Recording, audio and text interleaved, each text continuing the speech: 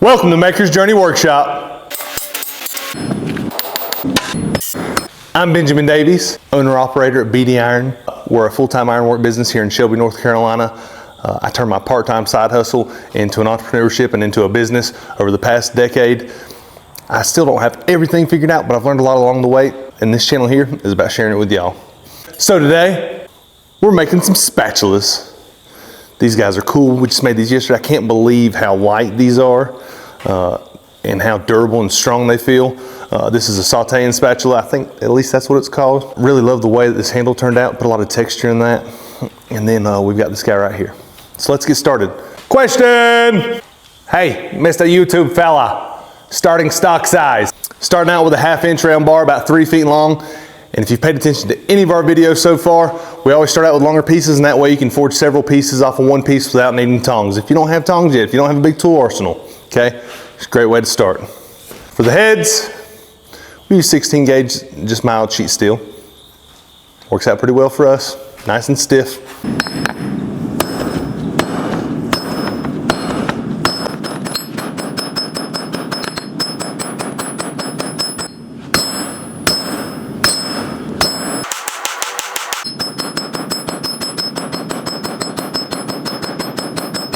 For this process, we're going to use a rounding hammer. And what I have for my rounding hammer is just a sledge I found in the barn that we bought at our first house. It was sitting around, it was beat up. I still use it to this day. There's some beautiful rounding hammers out there. If they're in your budget, you should definitely go buy them. They're as much works of art as they are great tools to use. But this worked pretty well for me and was in my budget at the time.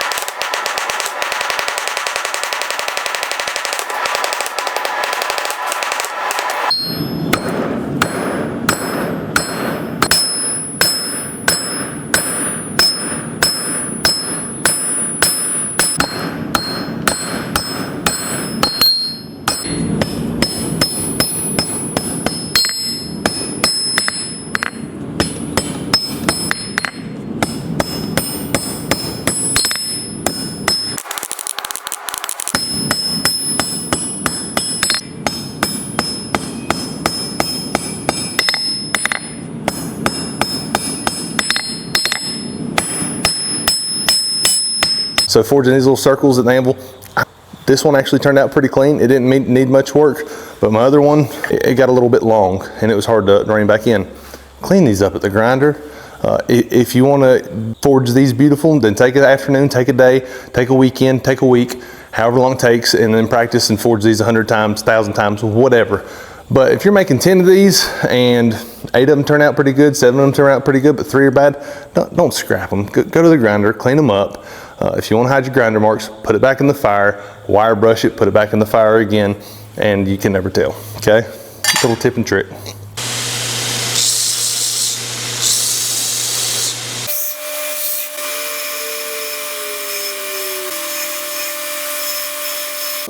All right, so for this texture right here that we're going to put in this, I love this. This is really cool. I'm going to use the straight pin hammer, okay?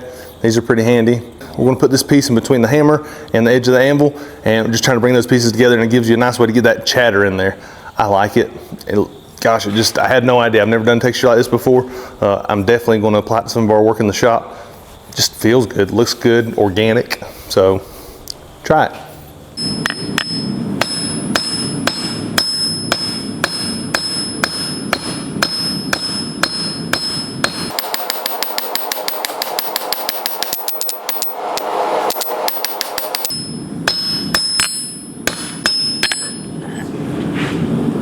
For the second one, we'll come in and we're gonna do some intentional focus strikes. I didn't measure this out beforehand. I just kind of moved up a little bit each time, and towards the end my hammer blows got heavier. So it starts out as not so heavy and then it gets heavier as we go on. That's a nice progression.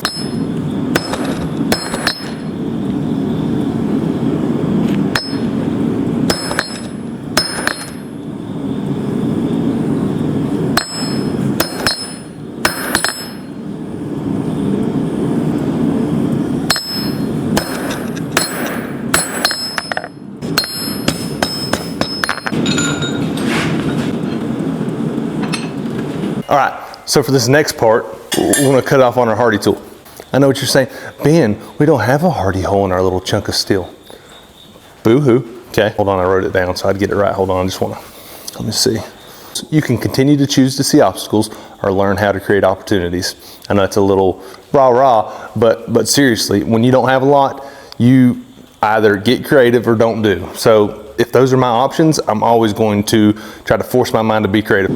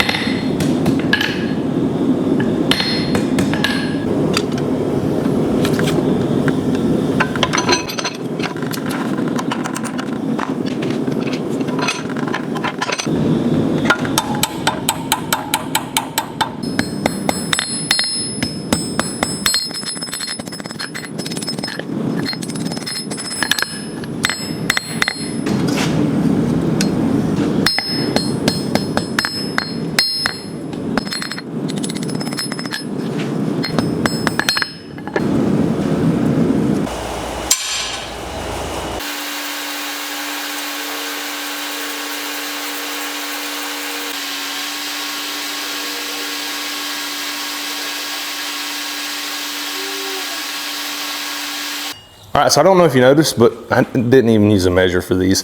I don't draw very well. I can sketch pretty good though, and so that's just kind of inching along the line. That's how I learned how to draw when I was a kid, and it works for me.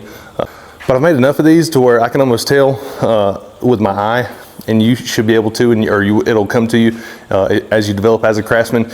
You can almost look at things and say, okay, that's not square. That's not right. The proportions aren't right. Your eye will always tell you, yeah, that's intentionally out of square. And that one, my measurements may be off, but still to my eye, it looks pretty good, okay? Learn how to cut these off. And then here's something I never did in the beginning that I highly recommend you do if you're just starting out. I would be too embarrassed to call somebody up and say, hey, I need some spatula heads made, because maybe I only needed 5. Maybe that's all I could afford. The worst thing they can tell you is no or hang up on you. I bet if you call 10 places, I bet 1 or 2, or even more than that actually, will probably say, yeah, I'd love to make these for you, okay? Not a big deal, especially if you already have the PDF. So learn how to cut these out, but I hate cutting. Don't get too hung up on, well, I didn't manufacture every piece. I'm here to forge, I'm not here to cut.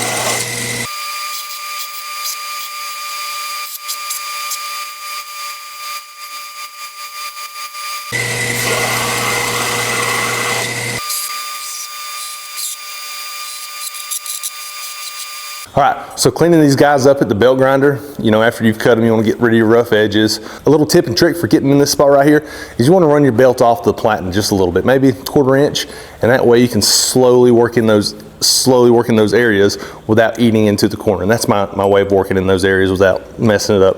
And that turned out pretty good.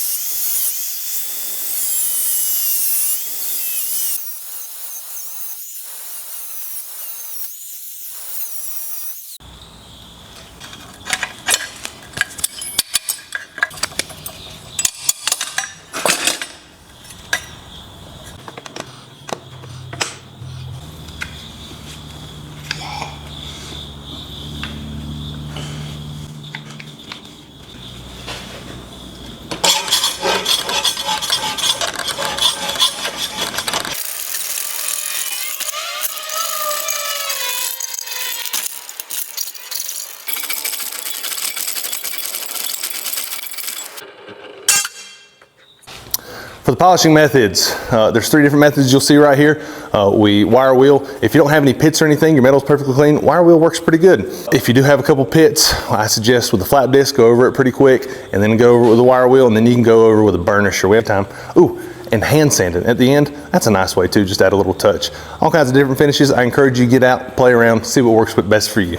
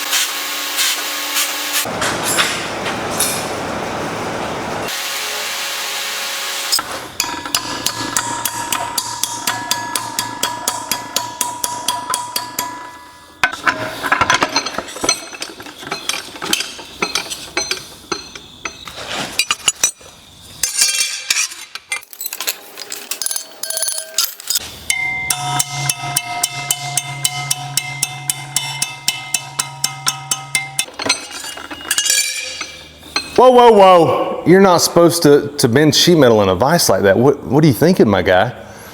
I'm a full-time smith. I'm not a full-time sheet metal worker. I do not have a press brake in my shop. And I'm assuming if you're starting out, you probably don't either. This is 100% okay. And if you go slow and take your time, you're not going to stick a whole lot of hammer marks in there. Just make it happen mentality. Make what you got work.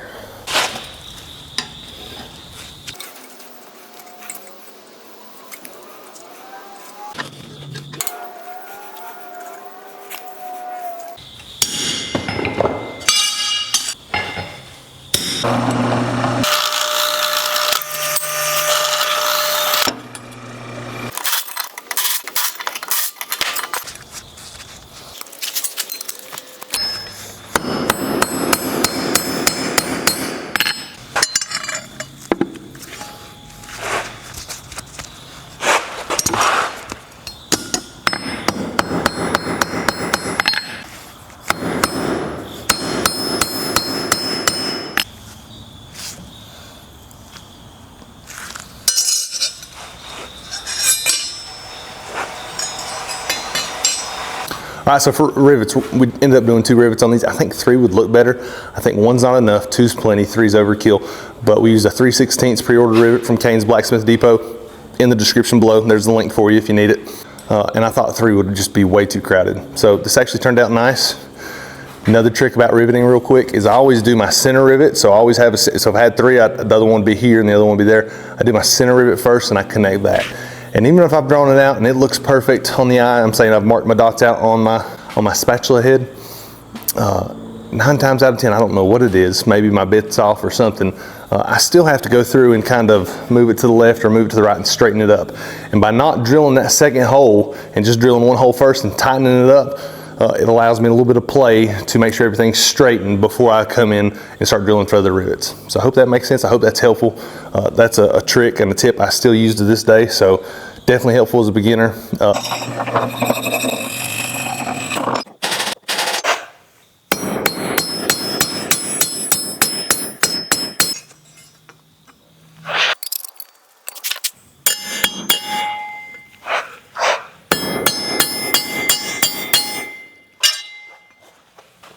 We hope you've enjoyed this video. If you have, check out this video here and this video here, linked in the show notes below.